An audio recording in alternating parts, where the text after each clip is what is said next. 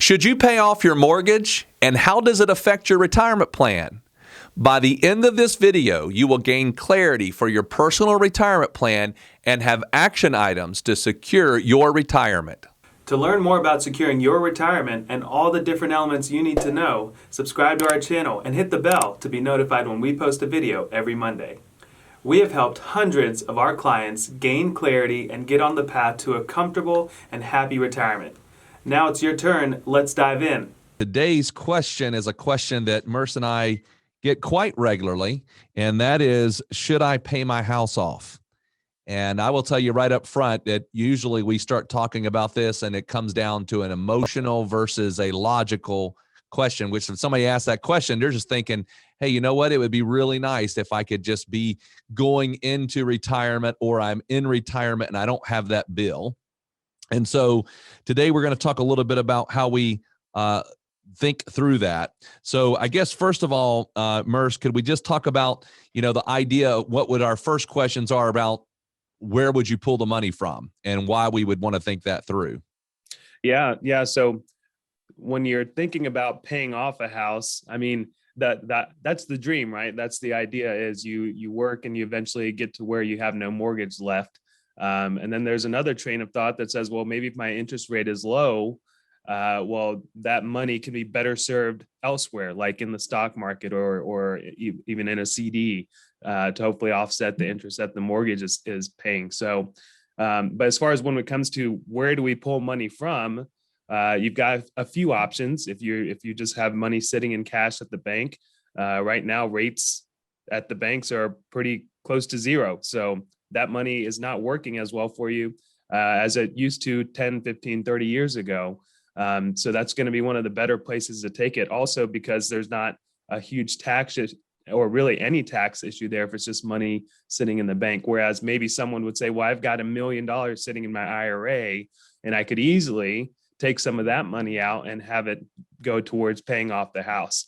The problem with that, and sometimes we just don't think about it, is IRA money is fully taxable. And so it's easy to forget that, well, let's say I want to take 100,000 out of my IRA to pay off the house. Well, you're not just taking out 100,000, you also have to pay taxes on that money. So really it ends up being closer to 125,000 to pay off that $100,000 debt that you have on the house. So, very important to think it through. A, does it make sense to pay off? And then B, where do I pull the money from? And does that make sense? So a lot of different things to think through there.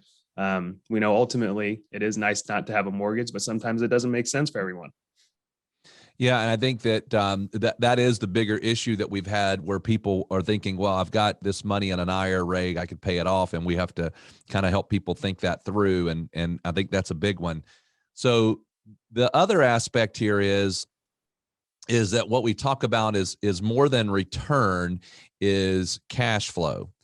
And I want to walk you through what we're talking about. So very commonly, somebody comes to us and they say, hey, I owe $125,000 left on my mortgage. And they are trying to say, well, I got $125,000 of cash.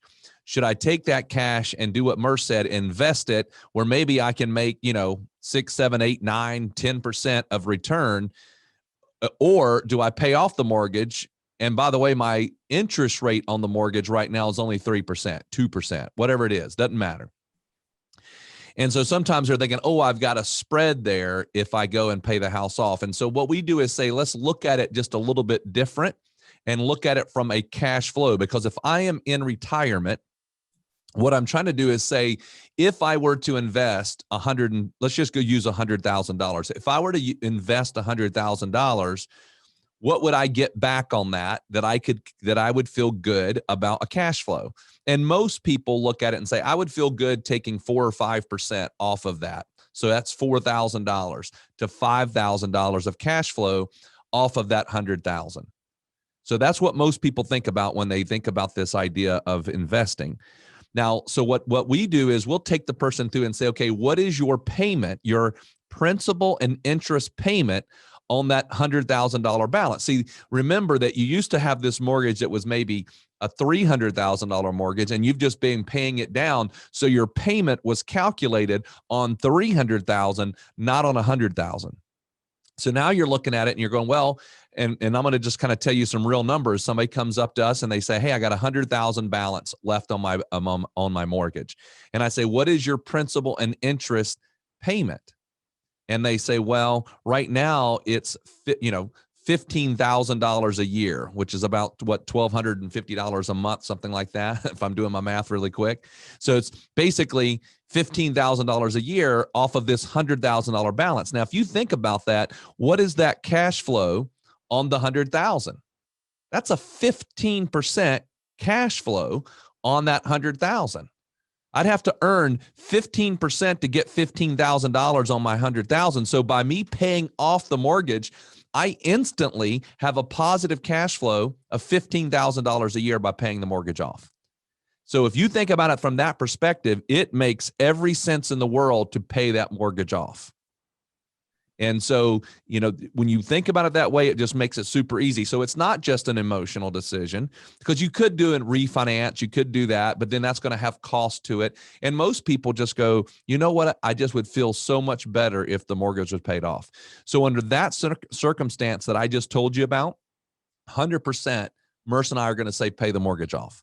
So we run a cash flow analysis on that. If you were listening to this and you're thinking, oh man, that math is just blowing my brain right now, I'd like to see this in writing or see how you guys calculate it, we'd be glad to calculate for you a cash flow analysis on your current mortgage so you can kind of work those numbers out. But now, the next thing that comes up is that we go back to where we're going to pull the money from. In the cases that we've had here recently this year, the person has, let's just say they owe $100,000. And in one case, they had just a little over 100,000 in the bank. So it was going to wipe out their extra cash. So Merce, how do we talk about dealing with that scenario? Yeah. So let's go with that example, and you owe 100,000 on the mortgage and you've got maybe 105,000 sitting in the bank. And so from a numbers perspective, from a financial perspective, we say, hey, this makes sense. Let's go ahead and do this. But you may be thinking, well, I don't know if I'm okay with just having 5,000 in the bank. I'm going from 105 to 5,000 in the bank, and that can be overwhelming. It can be nerve-wracking at times. We have clients that are completely fine having a couple thousand in the bank, and then we have plenty of clients that need way more than that just for a security blanket. And so we don't want to ever make a decision that's going to make us uncomfortable. So what has helped out tremendously in this process is the ability to get a home equity line of credit. And so what that really is it ends up kind of working just like cash, in the sense of, if you need access, you can open up a home equity line of credit. It works just like a credit card in all essence, that you can draw on. However, the interest rate is typically right now very low, not nearly as high as what a credit card would be. So you may say, well, all right, I can take the 100,000, pay off the house, open up a $50,000, $100,000, $200,000 line of credit on the house.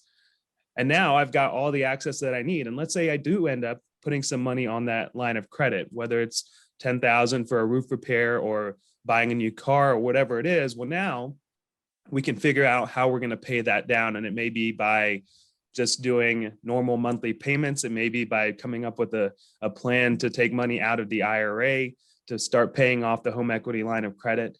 Because we don't want to just do it all at once from a tax perspective. So what it does, the equity line of credit, because it's so cheap right now from an interest rate perspective, because there's hardly any carrying costs or annual fees there, it opens up a huge line of really flexibility, and it makes it possible to pay off the house as well. So something that is very worth looking into. I know we've had a few clients do that, and they said, I never thought about the home equity line of credit. I always just thought about, well, if I can't pay off the house, and I can't pay off the house, but the equity line of credit makes a lot of sense. And I believe there's very little underwriting to it. It's not like you're doing a refinance where you have to open up your whole world. I think it's pretty simple, especially if you go to the bank that is already carrying your mortgage. They already know everything about your mortgage. They know everything about your house. And so it can be a very simple way to do it. But yeah, comes in very handy, the home equity line of credit. Yeah. So Merce and I have talked about this quite a bit on our podcast, is that, we believe that everybody should have a written income plan. And one of the considerations in this written income plan is, should I pay off my mortgage? So again, I know we've went through some numbers here, but if you would like to see what your own retirement income plan would look like, or maybe you've been working through the numbers and you're thinking, I want to see this what if here of paying off the mortgage or paying down the mortgage, whatever that might be, we would be glad to run that for you and help you with that. If you go to our website, even right on the home page, on any page really, you can, there's a button there that says that you would like a 15-minute complimentary phone conversation. If you click on that button, our calendar comes up and you can schedule that call right there. It's very easy to do. And basically what that triggers is for Merce and I to hop on the phone with you for 10, 15 minutes and kind of say, hey, what is it you're looking for? And then we can schedule according from there to whatever your needs are. So if if you do want to see that, go to our website, check it out. We certainly would be glad to hop on a phone call here with you and help you to figure out for you personally, should I pay off the mortgage? Thank you very much for listening. We'll talk to you next week. We hope this video has given you some confidence and clarity as you plan for a worry-free life in retirement. But what else do you need?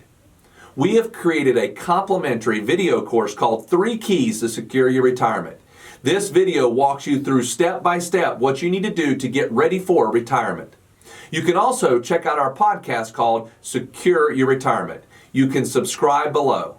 For more retirement tips, watch this video. Create your retirement income plan. Also, click here to subscribe to our podcast, Secure Your Retirement. If you like this video, hit the like button and be sure to subscribe and share it with your friends.